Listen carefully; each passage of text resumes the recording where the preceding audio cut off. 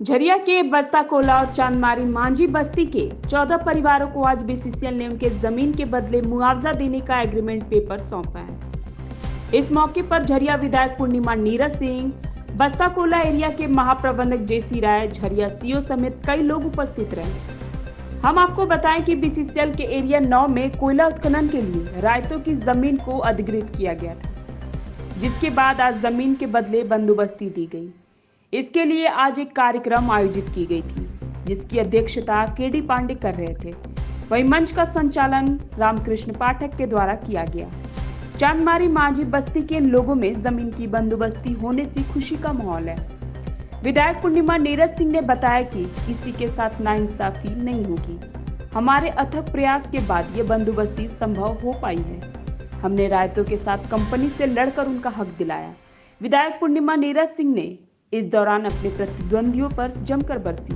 मौके पर झरिया विधायक पूर्णिमा नीरज सिंह, झरिया सीओ परमेश्वर कुशवाहा, बस्ता कोला महाप्रबंधक जेसी राय, केडी पांडे, बस्ता कोला परियोजना पदाधिकारी अशोक शर्मा, रामकृष्ण पाठक, बबलू सिंह समेत मांझी बस्ती के कई गणमान्य लोग के अलावे कांग्रेस के कई नेता व कार्यकर्ता मौजूद रहे। अंचलाधिकारी परमेश्वर कुशवाहा जी, महाप्रबंधक जेसी राय जी, परियोजना पदाधिकारी, हमारे प्रतिनिधि, जनता मजदूर संघ के सभी उपस्थित लोग और प्रेस के बंधु जो यहाँ उपस्थित हैं, और सबसे ज्यादा जरूरी हमारे चांदमारी क्षेत्र के वो लोग जो लड़कर अपना हक लेना जानते हैं, आप सभी को मेरा नमस्कार है, प्रणाम। ये घटना लगभग आज से 3 साल पहले की है। मैं फिर से दोहराना चाहूंगी क्योंकि याद दिलाना चाहती हूँ कि 3 साल में हमने कितना संघर्ष किया, हमने और आपने मिलकर कितना संघर्ष किया। आज से 3 साल पहले मेरे पास लिखित आवेदन आता है कि एक नई परियोजना शुरू हो रही है और तथाकथित वही लोग शुरू कर रहे हैं जिन्होंने परियोजना चलाने के नाम पे झरिया में गोली चलाई है। लोग डरे हुए थे कि अगर ऐसे लोग परियोजना में काम करेंगे और हमारी जमीन है, हमारा हक हमें कैसे मिलेगा। कुछ लोग आए थे मेरे पास और पहले मैंने सबसे पहले कि आपका जो कागज है उसको मैंने चेक कराया अंचलाधिकारी के कार्यालय से। तब हमारे उपस्थित अंचलाधिकारी नहीं थे, लेकिन मानना पड़ेगा कि डर के बावजूद उस समय कार्यालय में एक व्यक्ति था जिसने आपकी सही रिपोर्ट दी मुझे कि जमीन पे जो ली जा रही है आपसे, उस पे आपका हक है। बस इतना चाहिए था मुझे। और उसके बाद विधानसभा में जब मैंने प्रश्न किया, आप जानते हैं जब आप हमको चुनकर विधानसभा भेजते हैं, अगर विधानसभा में हम कोई प्रश्न करते हैं और कोई व्यक्ति उसका गलत उत्तर देता है तो हम उस पर कार्रवाई कर सकते हैं, विशेष करके किसी अधिकारी पर। और जो मुझे उत्तर मिला, क्या मैंने पूछा कि क्या हमारे जो ये खाता है ये हमारे चांदमारी में जो भाई बहन है उनके नाम से है? उन्होंने साफ मना दिया, नहीं, उनके नाम से नहीं है और यहाँ कोई काम नहीं चल रहा है। मैंने तुरंत यहाँ फोन मिलाया और पूछा कि क्या ऐसा है कि वहां कोई काम नहीं चल रहा है? तो यहाँ बताया गया नहीं, वहां पर तो बड़े बड़े जो है मशीन आके खड़ी हो गई है उत्खनन का कार्य करने के लिए। लोगों को हटाया जा रहा है, रोज धमकाया जा रहा है, डराया जा रहा है। बस फिर क्या था, वहां से मुझे याद है मानसून सत्र की बात है और मानसून सत्र में खत्म करके आई और वहां से सीधा मैं चांदमारी बस्ती, कोई नहीं था मेरे साथ, मैं अकेले थी। और उस दिन मैंने परियोजना का काम बंद करा दिया। मैं अधिकारियों को लेकर गई, मैंने कहा क्या आपको दिख नहीं रहा है यहाँ पे काम चल रहा है कि नहीं चल रहा है? अगर चल रहा है तो आपने कैसे लिख दिया कि नहीं चल रहा है? नापी आपने की, जमीन उनकी है कि नहीं है? उन्होंने कहा है। तो मैंने कहा ये झूठ क्यों लिखा तुमने कि यहाँ काम चल रहा है? शर्म से उनका सर नीचे हो गया। मैंने कहा थोड़े से पैसे के लिए किस किस का हक मारोगे तुम लोग?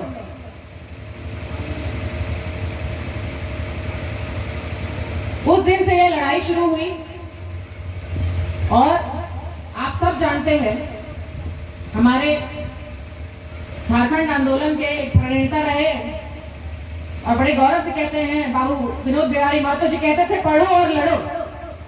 जानते हैं ना सब। आज वही पढ़ाई काम आई। आज सुनील हेम्ब्रम जी हमारे साथ इस लड़ाई में लगे। आज जो पर्चे हमने बांटे हैं, अगर आज आपको ये नहीं मिलते तो कल को बीसीसीएल आपको आके फिर कहता कि हट जाइए, ये जमीन हमारी है। हर कागज पे जैसे इस लड़ाई को लड़ सकते थे हमने लड़ा। आपको याद होगा कि दूसरी बार मैं आके यहां पर डंप में बैठी थी 5 घंटे रात को, और उस दिन भी दो मुझे लगता है 4 थाने की फोर्स आई थी हटाने के लिए आप लोगों को। मैं कहा ये लोग तब तक नहीं हटेंगे जब तक इस जमीन पे बात आगे नहीं बढ़ेगी। और बहुत दूर की बात नहीं करूंगी, मेरी तो घर में लड़ाई हो गई। उन्होंने कहा तुम अकेले चली गई, वहां कुछ हो जाता तो? मैं कहा हो जाता, लेकिन कोई किसी का हाथ अधिकार मारेगा तो उसमें हम पीछे नहीं रहेंगे।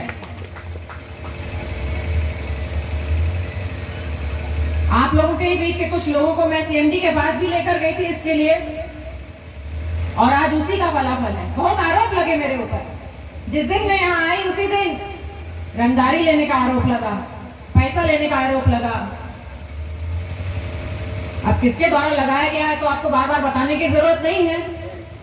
जिन्होंने जीवन भर अपनी राजनीतिक रोटी सेकी है, आप लोगों को डराकर, धमकाकर, बहलाकर, फुसलाकर उन लोगों ने किया।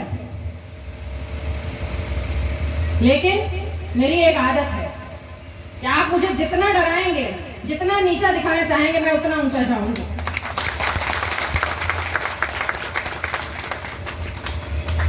और अगर कहीं और के लोग होते तो शायद मैं मान जाती, लेकिन चांदमारी के लोग इतने कठजीवी हैं कि अकेले उस दिन मैं आई थी और पूरी बस्ती के लोग मेरे साथ चल दिए थे, बिना ये सोचे समझे कि हमारा क्या होगा।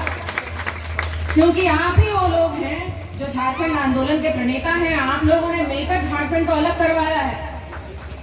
चांदमारी मांझी बस्ती में भी एक कार्यक्रम किया गया था। जी, चांदमारी मांझी बस्ती में एक बहुत पुरानी लड़ाई चल रही है हमारी 3 वर्षों पहले, जिसमें मुझ पर काफ़ी आरोप प्रत्यारोप लगे थे कि मैंने वहाँ काम बंद कराया था रंगदारी के लिए और ये करने के लिए, वो करने के लिए। लेकिन सच्चाई ये है कि आज वहाँ के जो हमारे रैयत थे, जो बंदोबस्त जिनको बिहार सरकार ने किया था वहाँ ज़मीन पर, जिनको बीसीसीएल और वहाँ के जो दबंग परियोजना में काम कर रहे, जिनके पास परियोजना है, वो लोग भगा रहे थे। आज उनको हमने सरकारी बंदोबस्ती का पर्चा बीसीसीएल द्वारा दिलवाया है।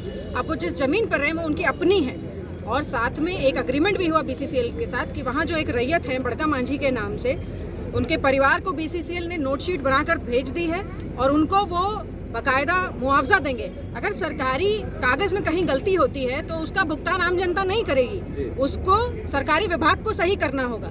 इस बात पे सहमति बनी, हमारी अग्रीमेंट हुआ, उसके साथ उनको जो है बहुत जल्दी कोर्ट से भी राहत मिलेगी और मुआवजा मिलेगा।